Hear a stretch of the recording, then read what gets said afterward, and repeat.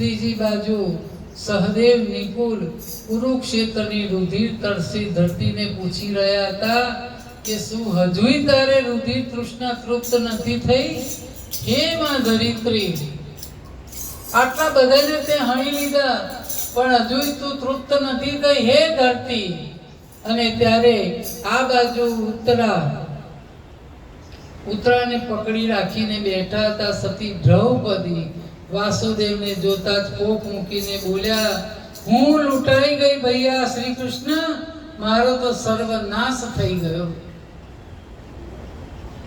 સમગ્ર પરિસ્થિતિ પામી ગયેલા ભૈયાએ કહ્યું, પાર્થ જટ રથ આરૂઢ થા અને દ્રોણપુત્ર અશ્વત્થામાને દિવ્ય અસ્ત્ર વિદ્યાનો જાણકાર છે, કારણ કે કોઈને પહોંચી શકે એવું જ નથી. અશ્વત્થામાને ભગવાન પણ નથી પહોંચી શકે એવા.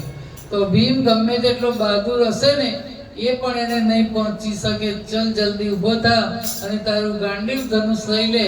અને કારણ કે શ્રી કૃષ્ણને હવે શું થશે એની ખબર હોય જ છે, અંતર્યામી છે, આગળ શું થવાનું છે તે બધી તેમને ખબર હતી. પછી બંને જણ નીકળી ગયા છે અશ્વત્થામાની શોધમાં.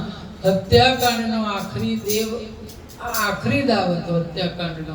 એને ઓલાવવા માટે ભીમ, અર્જુન અને શ્રી કૃષ્ણ નરાધમ અશ્વત્થામાને શોધતા શોધતા બહુ દૂર નીકળી જાય છે.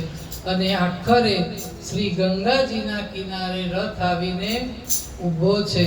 અતિ રમણીય સ્થળની પૂર્વની અનુભૂતિ થતા દ્વારકેશ વાસુદેવને તો ખ્યાલ આવી ગયો કે અમે આ મહામુનિ કૃષ્ણ દ્વૈપાયનના શ્રી વેદવ્યાસજીના આશ્રમ પાસે આવી પહોંચ્યા છે.